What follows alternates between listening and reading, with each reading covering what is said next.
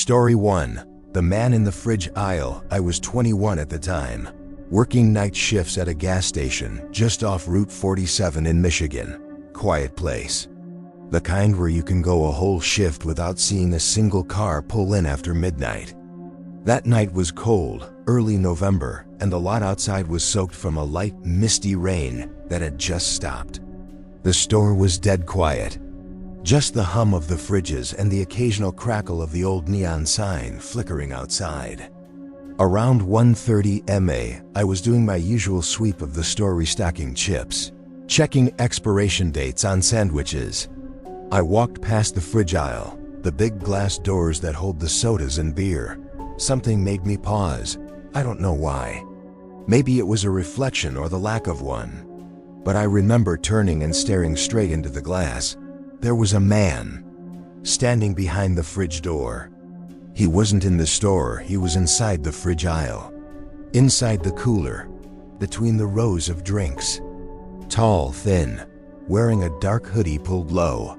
His face was pale, and he didn't blink. He was just standing there, pressed right up against the glass, like he was waiting for me to notice him. But here's the thing, I hadn't seen him come in. And that part of the cooler didn't open from inside. It's a walk-in cooler, and the back door used for restocking is always locked at night. Always. I froze. We stared at each other for a few seconds, maybe longer. Then he smiled. Not a normal smile. It stretched too wide, too slow, like he was forcing it. I backed up toward the counter and grabbed the phone. I didn't take my eyes off him. But when I looked again, he was gone. I ran to the back. Door still locked. Checked the cameras, nothing. No footage of him entering. No movement in the cooler. I told myself it was stress. Maybe a reflection. Maybe I'd imagined it. That was until I saw the message. When I went to lock up at 5 m.a., I passed the cooler one more time. And on the inside of the glass, smeared in something greasy, maybe condensation, maybe oil, were 5 words written in slow, shaky strokes. You saw me this time. I quit 2 days later. Never went back. Story 2. The caller at Pump 6. This happened about 4 years ago when I was working the graveyard shift at a gas station in rural Arizona. Small place.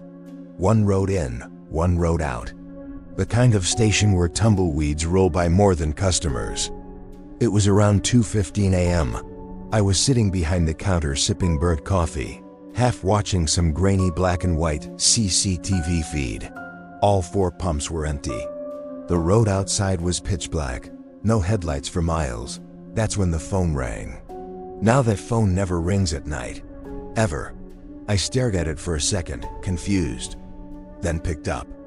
Pump 6, the voice said, gravelly, slow, that's all. Then silence. I leaned over to the window. Pump 6 was empty. Not a car in sight. The wind had picked up, and the overhead lights outside flickered once, twice, like they were reacting to something unseen. Hello, I said into the phone. Who is this? No answer, just soft, raspy breathing on the other end. Then, click. I hung up, chalked it up to a prank. But something about the voice, something about the way it knew which pump, made my skin crawl. I decided to check the cameras. Rewound the feed. Nothing. No car. No person. Not even a shadow. That should have been the end of it. But it wasn't. Exactly 1 hour later, 3:15 a.m. on the dot, the phone rang again. Pump 6, the voice whispered, like it was amused. This time I didn't answer. I just stared at the monitor. Still no one at the pump. I watched the feed leave as I stood there, and then suddenly, I saw it. A shape, something tall and thin, stepped into the frame. Right there on the camera, at Pump 6. It didn't walk up, it didn't drive in, it just appeared. Like it stepped out of thin air. But here's the kicker, I looked out the window in real time. The lot was empty. It was only on the camera. The figure raised one hand, slowly, deliberately, and pointed right at me. The phone rang again. I couldn't breathe. I backed away, my heart hammering. And that's when every light in the station, interior and exterior, flickered and went out. Just pitch black silence. Then the chime above the front door dinged. Something had walked in, but I never saw what, because I ran. Left everything, my phone, my jacket. I just ran out the back, barefoot and trembling. The weirdest part? When I went back the next morning to explain to my manager, she looked at me like I was insane. She said there wasn't a pump 6. The station only had 4 pumps. Story 3. The woman in the yellow dress. This happened to me when I was 19.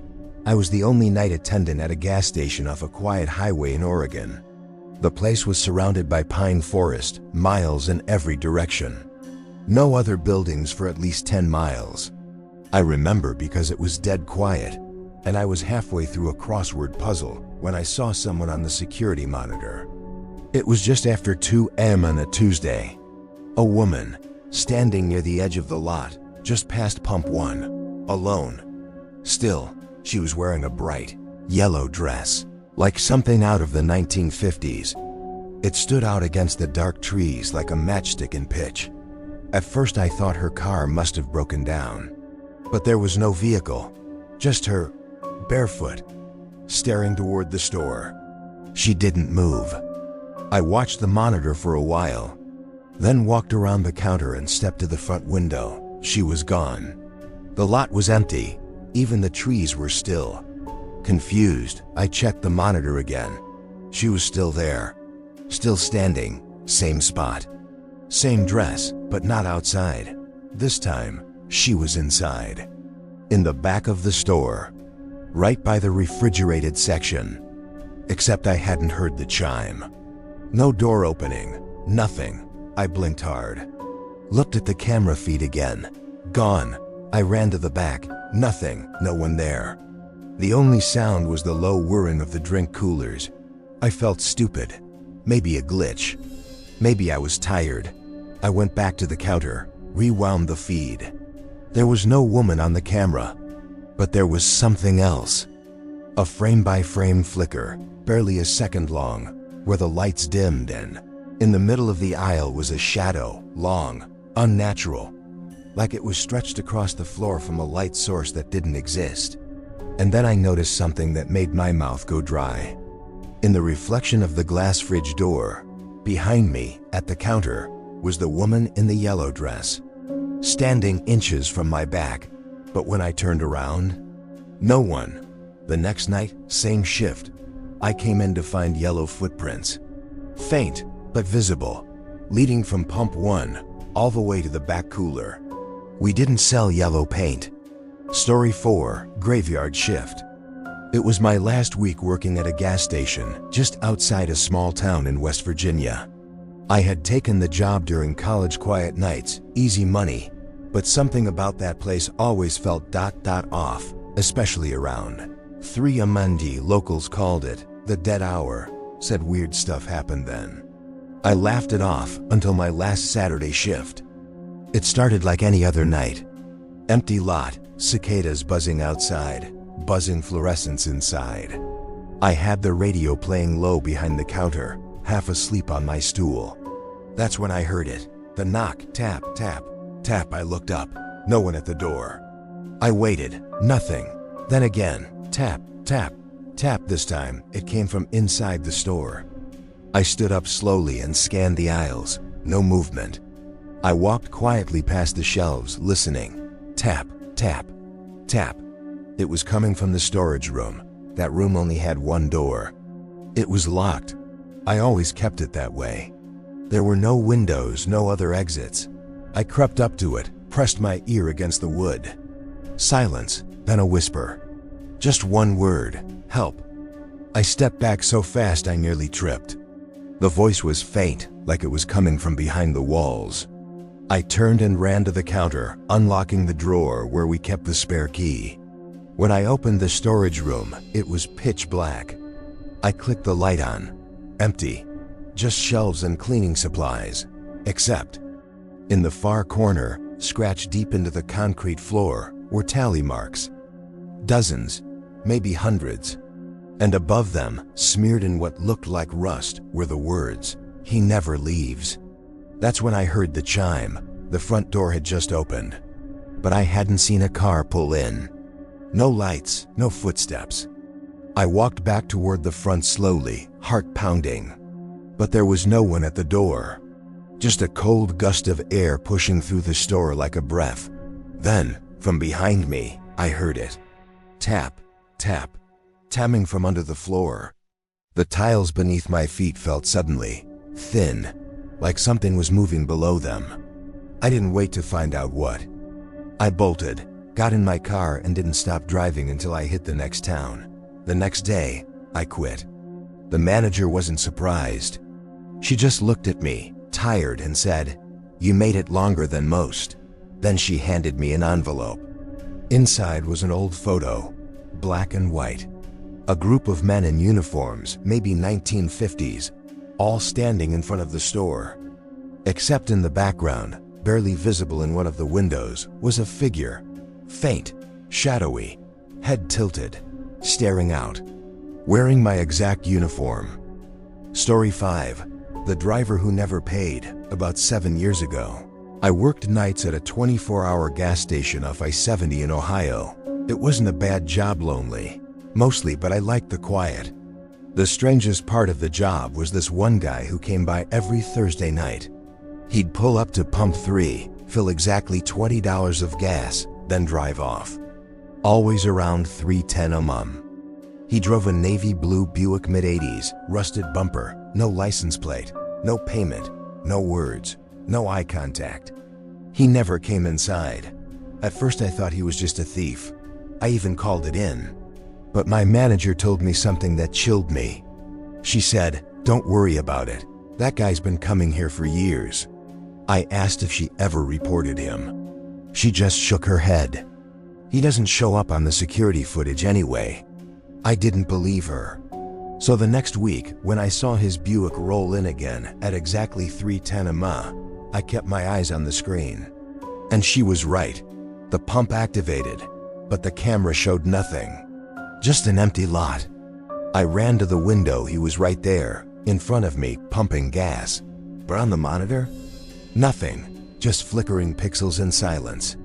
After he left, I checked the logs. The register had no record of the pump turning on. The tank levels hadn't dropped. And yet, he drove off with a full tank. Every week it happened. Same time, same car, same routine.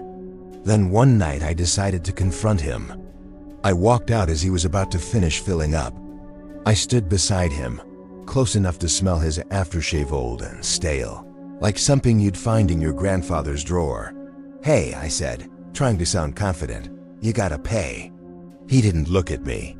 Just capped the tank, got in the Buick, and rolled down the window. His face was pale, waxy, unblinking.